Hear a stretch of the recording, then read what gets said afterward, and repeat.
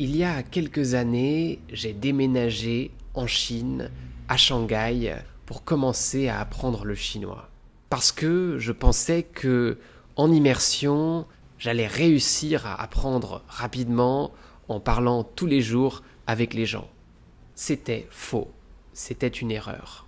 Bien sûr, j'ai vite réalisé que je ne pouvais pas forcer des Chinois à parler avec moi pour m'écouter, à prononcer les mots lentement, avec une prononciation horrible. Même avec des amis, on ne peut pas faire ça. On doit respecter le temps des autres. Donc, je ne pouvais pas pratiquer, je ne pouvais pas comprendre, je ne pouvais pas répondre. Ok, je pouvais commander mon thé en chinois, mais au total, ça correspondait à 30 secondes de pratique de chinois par jour. Alors, j'ai adopté une autre méthode et j'ai appris à parler le chinois correctement en approximativement 5 mois. Mais en fait, à Shanghai, j'ai passé beaucoup de temps à étudier seul. Même si j'étais au milieu de ces millions de Chinois, je devais étudier seul. Cette timidité que nous avons, que tu as pour parler le français, c'est quelque chose de très normal en fait. Spécialement avant que tu arrives à un niveau relativement bon. Parce que tu ne veux pas gaspiller le temps des autres personnes. Tu ne veux pas massacrer leurs oreilles. Conclusion, tu dois aussi étudier beaucoup seul. Alors, comment? En écoutant du français, en lisant les mots quand tu ne les comprends pas, en traduisant si tu ne connais pas les mots, en prononçant seul, en répétant tout ce que tu entends. Tu dois formuler beaucoup de phrases seul. Toute cette étude préliminaire est nécessaire pour te préparer aux conversations.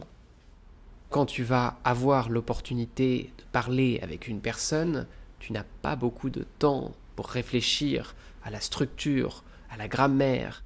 Mais si tu as écouté beaucoup de français seul et que tu as déjà répété beaucoup, tu pourras utiliser les connaissances intuitivement dans la conversation. Bien sûr, tu ne dois pas éviter les petites opportunités de pratiquer la langue en commençant par des interactions simples, par message ou quand tu commandes quelque chose. Et si tu trouves une personne vraiment patiente et intéressée par toi, un professeur de français, un tuteur, c'est bien, mais tu dois étudier beaucoup seul.